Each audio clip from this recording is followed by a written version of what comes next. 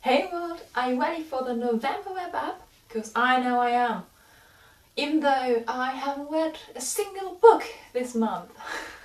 Yes, I know, it's horrible. I did start This Big Boy, which is a science fiction story, but as you can see, I'm not that into that. Maybe it will be in the December wrap up, we'll see. I did, however, read quite a few short stories because we started reading them in my English literature course and I actually quite enjoyed that, so let's get started. The first ones were Araby and Evelyn by James Joyce. Araby is a short story about a boy who falls in love with his, I think, best friend's sister, or at least a girl from the neighborhood, but she never really talks to him. And then one day she does, and she asks him if he will go to this bazaar, which is called Araby, and he says he'll bring her something from there. So that's the short story, and I really liked the style of it, especially in the end, because it's written from the point of view of the boy, whose name we never get, but it just has this this emotion of being in love with someone you don't really know. It's described very well, and in the end this realization of him that he really doesn't know her at all. Yeah, so that was really good.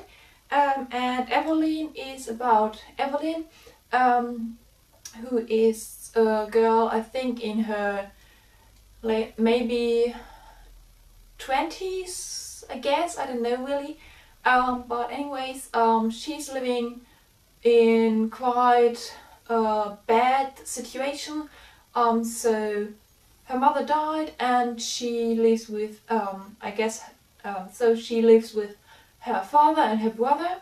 But her father is quite abusive and mean, but then her boyfriend asks her to come with him and to sneak away with him.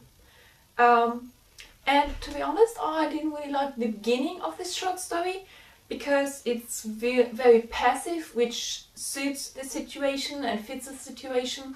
But then when she begins to describe how she feels about sneaking away, and when she begins to wonder if it's the right thing to do, that's the moment when I started to really enjoy it. Especially because I'm in this situation now where I've gone away from home. Obviously I didn't sneak away, but this comparison she does between leaving her home and kind of not failing, but not really disappointing, but kind of disappointing everyone by leaving them behind, in contrast to the happiness and the adventure that could wait for her and the happy life that she could have with her boyfriend in the new country. So I understood that really well. Afterwards we had the short stories Garden Party and Miss Brill. I'm not sure of whom they're from. I think it was Elizabeth Thompson, but I'm not sure.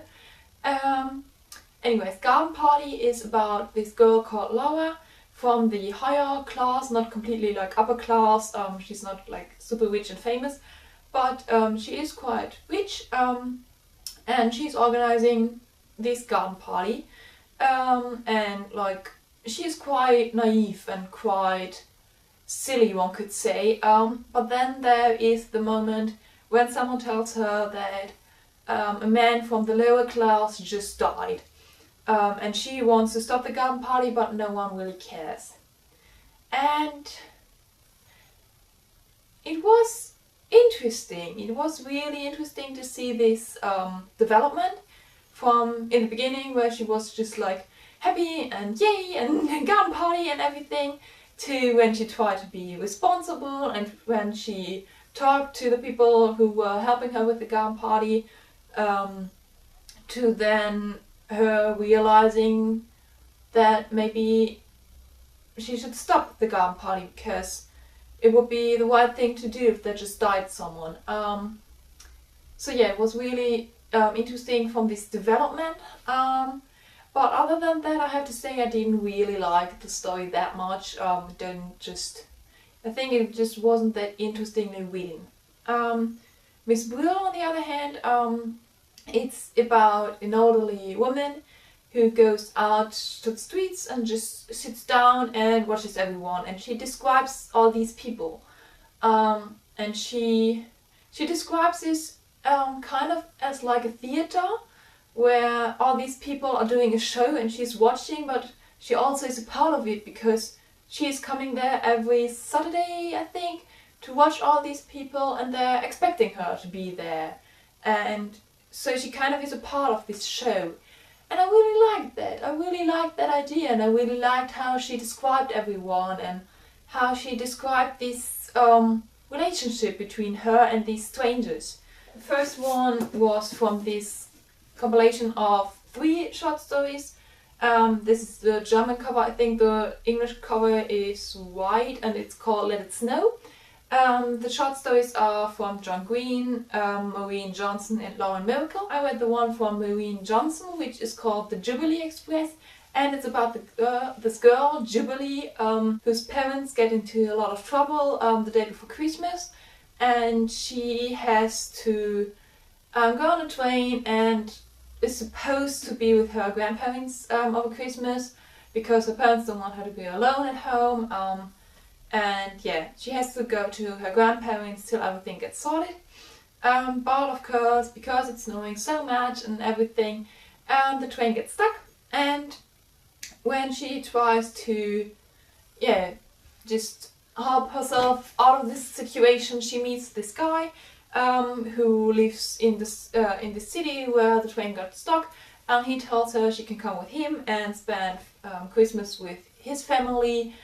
So that she won't have to stay in this shitty cold train the whole time.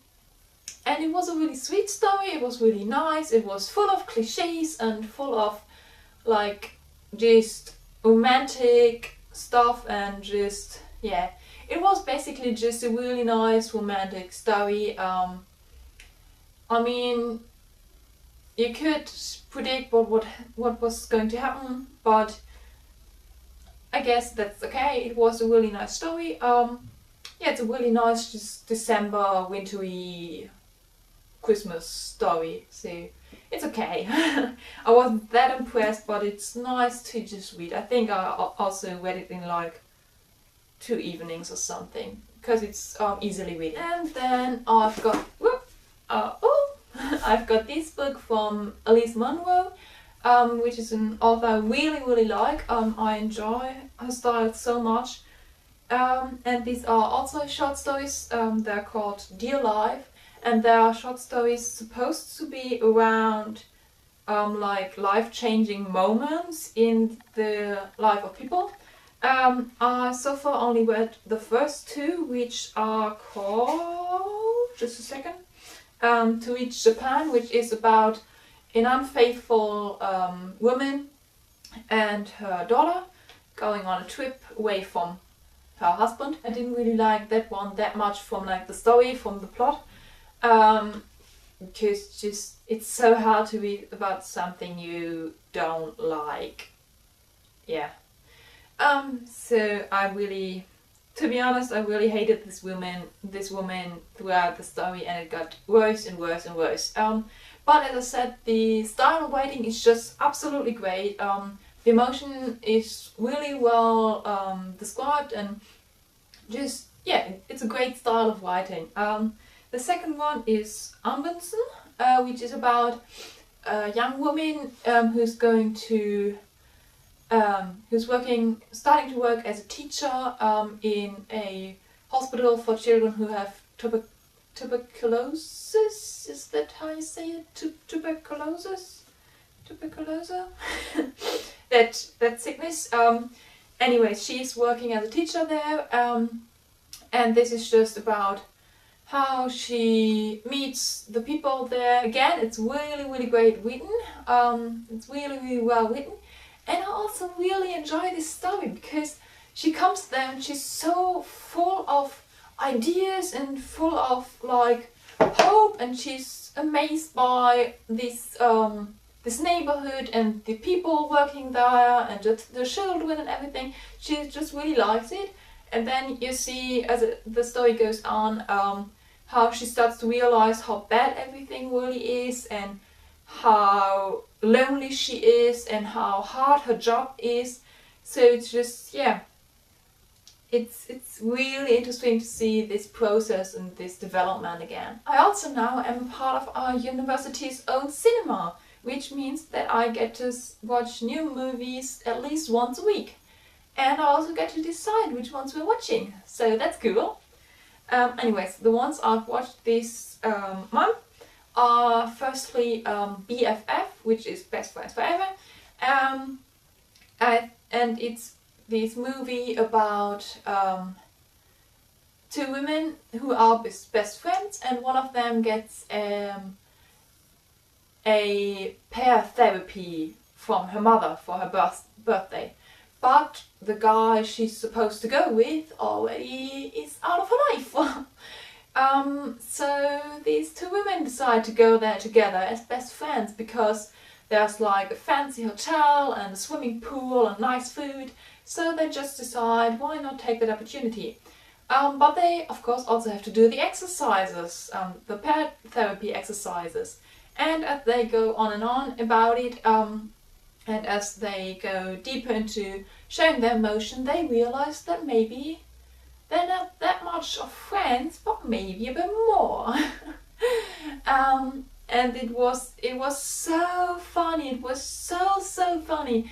There was like the sarcasm and irony was just on point, and it was really funny. Of course, it was also quite emotional, and I cried a lot, and it was sweet and everything, but most of all, it was just really funny. Then I watched Disney Descendants. Yay! I was so looking forward to that. Just like, oh, great. I also want to read the book. So Disney Descendants, if you don't know yet, is about a Disney future, so to say, where we have the big island or the big country where all the Disney characters live, and where they are happy and everything's fine, and they have their children and everything. And then we have this one island where the evil guys live, and they also have children, but they're banned and they can't use their power and everything.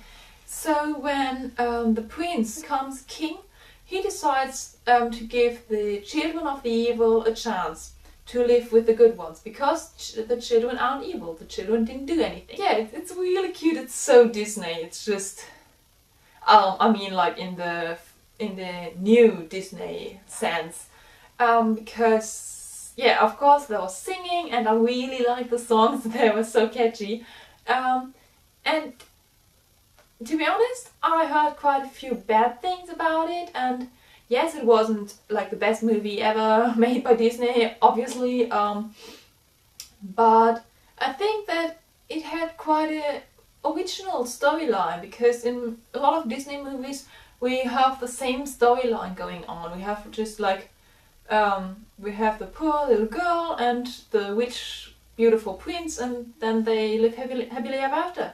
And that's basically the storyline of Disney, which is fine. I would enjoy watching that. But this one just was really different, and it was more about character development and more about finding yourself. Yeah, I really enjoyed that. It was a cool movie. And I'm looking forward to the second one, because I'm guessing there's a second one. But I also did watch Tomorrowland, or World Beyond, however you want to call it. And oh my gosh, what is good! My gosh, it was so amazing, and I just came out of the cinema and wanted to change the world, and it was so inspiring, and it was completely different than what I thought from the trailers. So we have this girl who gets a little pin. She's like, she wants to go on the moon and be an astronaut and change the world, and she's really like positive and ambitious and all these things, and she gets this little pin, and every time she touches it, she sees a different world around her. And then, long story short, she gets to this guy who already was in this new world, and he tells her that this world doesn't exist like that anymore, and that also her world won't exist like that anymore, and they just basically they have to change the world and save the world. And yeah, but it's so well made. You want to tell everyone to just shut up about all these horrible things that are happening in the world, and they're going to happen in the world, and to just try and make it better, you know? We're always talking about all this crap that's going to happen to us if we don't change anything now, and we still don't change anything. And that's what the movie tells you, basically. Yeah, it's really impressive. It's a really impressive movie. Then I saw the movie Everest, which is about a group of tourists, or kind of tourists, so they know how to climb mountains, but yeah. Anyways, they go up the Everest, and things go wrong. And oh my god, was I screwed up after that. It was really emotional, let me say that.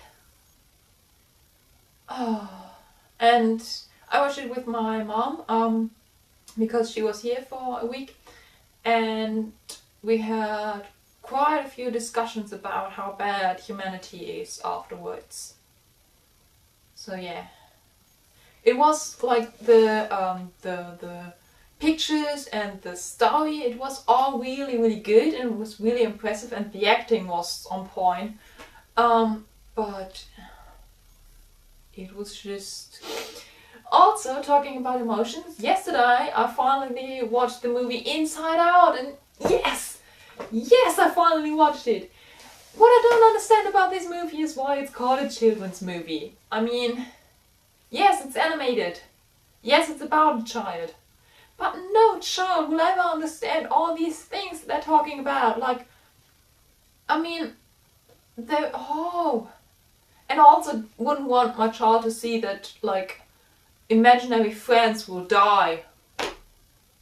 No, don't tell that to children. Let them have their imaginary friends. So if you don't know what Inside Out is, it's an animated movie from Disney, and it's basically about this 12-year-old, 12? Yeah, I think she's 12.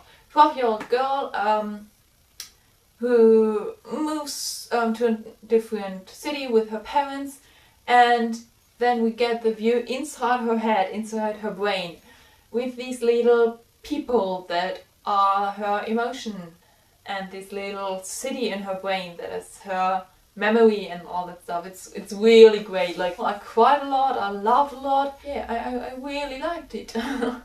I think I might have to watch it again. I think I might have to get the DVD and watch it with my friends on Christmas and New Year's Eve and my birthday. I like that movie. Okay, that was all I've seen and watched and read this month. I really hope you enjoyed it. Let me know what you watched and read in this month. Also let me know if you like short stories, because up till now I didn't really like short stories, but I think I'm kind of getting them now. So let me know if you like them. Other than that, I hope you always have a reason to smile, and I hope you have an amazing week. See you soon. Bye!